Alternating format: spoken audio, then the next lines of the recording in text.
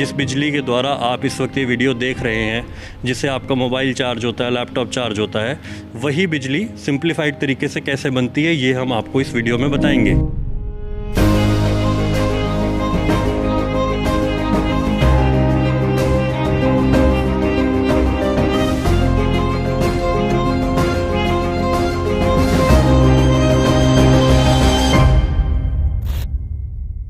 मैं इस वक्त Talwandi Sabo thermal power plant के कंट्रोल रूम में खड़ा हूँ। जितनी भी बिजली बनती है, बननी है और आगे एग्जीक्यूट भी होनी है, वो इसी कमरे में तय होता है। ज़्यादातर जो प्लांट है वो ऑटोमेटेड है, इसीलिए यहाँ पर ये जितने भी इंजीनियर्स और जितने भी कंसर्न्ड अथॉरिटीज़ बैठी हैं, ये लोग यहाँ पर बैठकर उस चीज़ को ऑपरेट कर रहे हैं, यहीं से डायरेक्शंस दे रहे हैं और उसी हिसाब से वो बिजली बन रही है। स्टेट तक जा रही है, स्टेट से आगे भी जा रही है। कैसे जाती है, कैसे बिजली बनती है? पंजाब गवर्नमेंट को पावर की रिक्वायरमेंट थी, तो पंजाब गवर्नमेंट ने एक इंक्वायरी फ्लोट की थी कि हम आपको ज़मीन देंगे, आप यहाँ पे अपना पावर प्लांट लगाएं। तो इसको लेवल 2 बिडिंग बोलते हैं।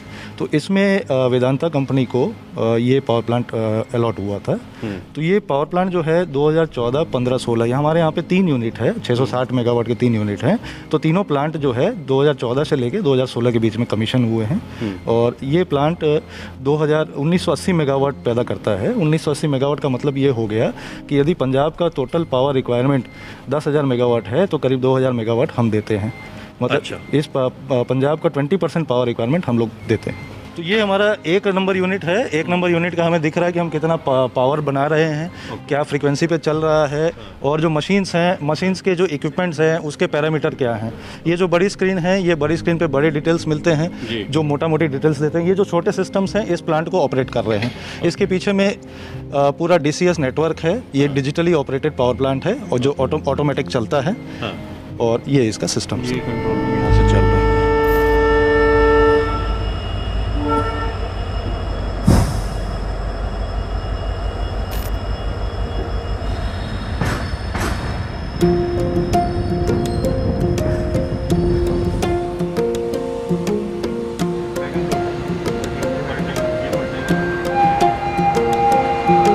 ये हमारा जो है ये थर्मल पावर प्लांट है जो कोयले से बिजली पैदा करता है। हमारा कोयले का टाई अप है महानदी कोल फील्ड्स के साथ में, जो कि कोल इंडिया लिमिटेड का एक आर्म है। हमारी जो साल भर की टोटल कोल की जो खरीदी है वो है 7.7 मिलियन टन्स। इसके हिसाब से आप देखेंगे, जो ये गाड़ी देख रहे हैं आप, वैगन, ऐसे हमारे यहाँ पे 8 से 10 गाड़ियाँ रोज़ आती हैं। अच्छा। और ये आगे जाके वैगन टिपलर प्रोसेस है, जहाँ पे एक एक वैगन को पलटी करके कोयले को आगे प्लांट में भेजा जाता है।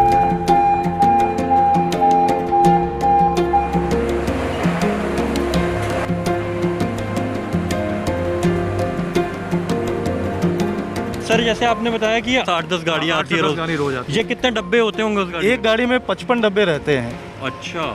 एक गाड़ी में 55 वैगन रहते हैं जनरली। तो आप मोटा मोटी मान के चलिए कि 500 डब्बे, ये जो आपको एक डब्बा अभी फिलहाल दिख रहा है, ऐसे 500 डब्बे रोज यहाँ पर आते हैं, कोयला लोड होकर आ रहा है, जिससे आगे बिजली जनरेट हो रही है। ये एक प्री वेटिंग प्रोसेस है, जिससे कोयला थोड़ा गीला हो जाए, उड़े नहीं, डस्ट नहीं उड़े, तो डस्ट सेपरेशन का काम करता है।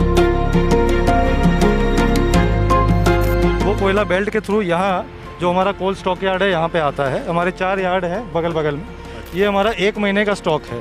तो ये हम लोग यहाँ पे स्टॉकिंग करते हैं। उसके बाद में जैसे जैसे प्लांट में रिक्वायरमेंट रहता है, यहाँ पे हमारे पास में स्टेकर रिक्लेमर रहते हैं, जो इस कोयले को फिर आगे बेल्ट पे डाल के अंदर बॉयलर तक पहुँचाते हैं। अच्छा सर, ये पूरी कन्वेयर बेल्ट लगी हुई है जिसके थ्रू हो रहा है? एग्जैक्टली। अच्छा, तो वहाँ से आता है और ये सारा ऑटोमेटिक ही है, ये बेल्ट के थ्रू? ये पूरा ऑटोमेटिक है, ये कंट्रोल रूम से ऑपरेट होता है। कंट्रोल रूम से ऑपरेट हो रहा है। अच्छा सर, ये अब जैसे इतना सारा कोयला यहाँ पर पड़ा है, तो इसकी वजह से तो धूल मिट्टी खूब रहती होगी? नहीं, ये कोयला जो है ये डस्ट सेपरेशन के थ्रू आता है। अच्छा, और इसके ऊपर डस्ट सेपरेशन लगता रहता है। ये डस्ट सेपरेशन के लिए लगे हुए हैं इस पे। अच्छा। ये आप जो वाटर मॉनिटर्स देख रहे हैं, ये डस्ट सेपरेशन के लिए लगे हुए हैं।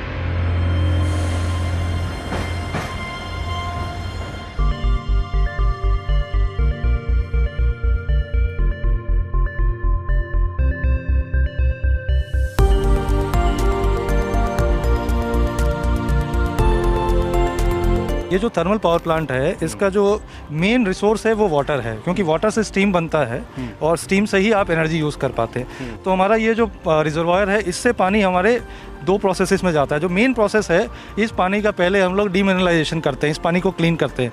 उसके लिए हमारे यहाँ पे DM प्लांट और RO प्लांट लगे हैं, तो पानी का क्वालिटी इंप्रूव करते हैं। ये पानी फिर हमारे बॉयलर्स में जाता है, जहाँ पे कोल आता है एज अ फ्यूल। कोल जलने के बाद जो एनर्जी पैदा होती है वो इस पानी को स्टीम में कन्वर्ट करती है।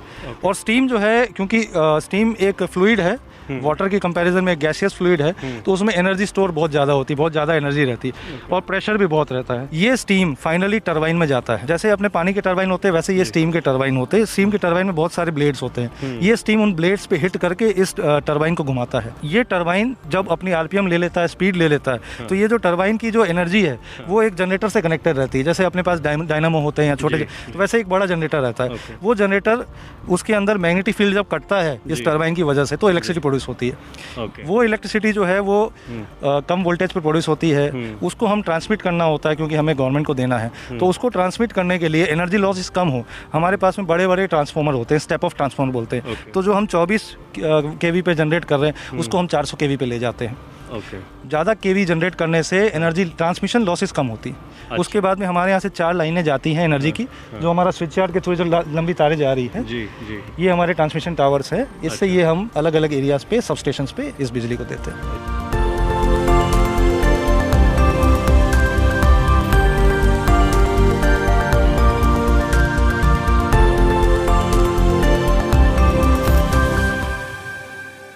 जो कोयला वहाँ स्टॉक किया, उस कोल को वहाँ से कन्वेयर के थ्रू लेके आए। तो ये जो ग्रीन कलर के, लाइट ग्रीन कलर के जो स्ट्रक्चर्स है, ये बंकर्स है।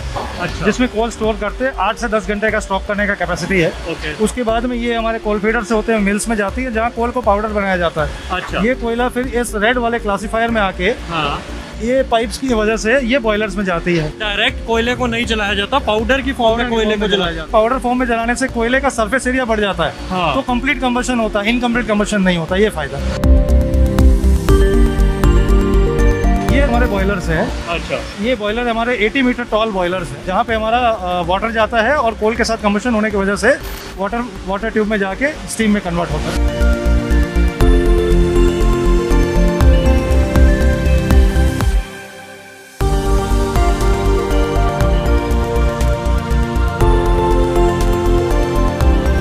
सर, ये जो आप देख रहे हैं ये स्टीम की पाइपलाइन है।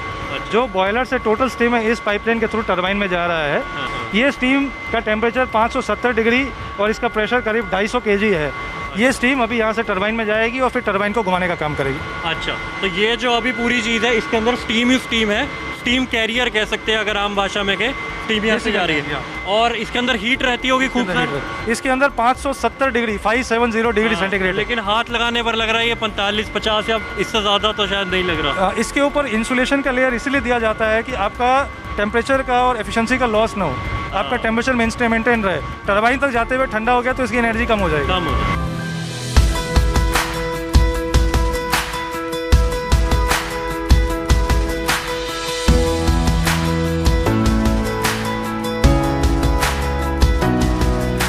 हम टॉप मोस्ट फ्लोर पर खड़े हैं और ये जो आप देख रहे हैं बिल्कुल सामने जो ऊपर से टांगा गया है, हैंग किया गया है, ये बॉयलर ही है जो हमने आपको नीचे 4th फ्लोर पर दिखाया था कि बॉयलर है। वहाँ पर कैसे जो स्टीम बनाई जा रही है, कोयला, गर्म कोयला जब पानी की ट्यूब्स पर पड़ रहा है, स्टीम जनरेट हो रही है, वो इसी बॉयलर में हो रही है। इसको ऊपर से ही हैंग किया गया है, नीचे इसका बेस नहीं है। ऐसा क्यों है, हम यहाँ पर सर से जानते हैं। ये बॉयलर जो है इसमें स्टीम कन्वर्ट होता है, पानी से स्टीम बनता है, काफ़ी हीट इसमें प्रोड्यूस होती है। तो ये बॉयलर ऊपर से इसलिए लटकाया जाता है कि जब बॉयलर में हीट कन्वर्जन होता है या हीट पैदा होता है तो ये बॉयलर एक्सपांड करता है। ये बॉयलर की जितनी हम दीवारें देख रहे हैं, चारों दीवार बेसिकली वाटर वाल है जिसके अंदर में ट्यूब्स हैं। वो ट्यूब्स में से स्टीम जा रहा है। तो ये बॉयलर का एक्सपांशन ऊपर से नीचे की तरफ होता है, इसलिए इस बॉयलर को लटकाया जाता है, इसलिए इसकी हाइट भी ज़्यादा होती है। अच्छा, तो हम मोटा मोटी ये मान लें कि जो दीवार हमें दिख रही है ट्यूब्स की ही दीवार है। ये ट्यूब्स की दीवार है जिसके अंदर में स्टीम जा रहा है। अच्छा, तो यहाँ पर वो पूरा प्रोसेस जो है, इसके बाद क्या होता है सर यहाँ पर जब वो पूरी स्टीम जनरेट हो गई है, स्टीम जनरेट होने से वो किस तरफ को जा रही है? वो हम नीचे एक पाइप तो देख ली, लेकिन वो जो घूमने वाली मशीन है वो कहाँ लगी हुई है? एक्चुअली बॉयलर में स्टीम बनने के बाद में अंदर में एक सुपर हीटर कॉइल होती है जिसमें उसका टेम्परेचर बढ़ाया जाता है। अच्छा। उसका टेम्परेचर 570 डिग्री ले जाया जाता है। उसके बाद पाइप के थ्रू ये स्टीम को ट्रांसपोर्ट किया जाता है टरबाइन में। हम नीचे जाएंगे और टरबाइन फ्लोर पे जाके टरबाइन देखेंगे, जिस टरबाइन में ये टरबाइन को घुमाता है और फिर जनरेटर में इलेक्ट्रिक इम्पल्स से करंट पैदा करता है। मेरी एक और रुचि इस चीज़ में है कि हम ये जो सामने देख रहे हैं, कोई भी प्लांट देखते हैं, ये ज़रूर उसकी पहचान होती है, बिजली बन रही है वहाँ पर तो ज़रूरी होता है, मुझे इसके बारे में थोड़ा बताइए, ये क्या है? इसको नेचुरल ड्राफ्ट कूलिंग टावर बोलते हैं। इसका बेसिक पर्पस क्या है, जो स्टीम हमने अभी टरबाइन में दे दी, टरबाइन को घुमाने के बाद जो स्टीम बच गई, उस स्टीम को एक कंडेंसर में डाला जाता है ताकि उस पानी को रीयूज कर सके बॉयलर में। अच्छा। तो उसको जब कंडेंसर में डालते हैं, उसको ठंडा करने के लिए हमें पानी चाहिए होता है। वो पानी हम जो पीछे रिजर्वायर देख रहे हैं, रिजर्वायर से लिया जाता है। वो पानी जब स्टीम को ठंडा कर देता है तो पानी में हीट रह जाती है। वो पानी वापस इस कूलिंग टावर में जाता है। कूलिंग टावर में पानी ऊपर से फॉल करता है, उसका सरफेस एरिया बढ़ा दिया जाता है। अंदर में पीवीसी की फिल्स रहती है, जिसके थ्रू उसका सरफेस एरिया बढ़ा देते हैं। तो वो पानी जब ऊपर से क्रॉस करता है तो नीचे से एयर पास करती है। वो एयर इस पानी को ठंडा करके थोड़ा एवापोरेट करते हुए पानी को ले जाके टॉप से निकलती है। तो कूलिंग टावर का मेन फंडा ये है कि पानी को ठंडा करे ताकि मैक्सिमम जो हमारा स्टीम है उसको ठंडा करके रीयूज कर सके बॉयलर।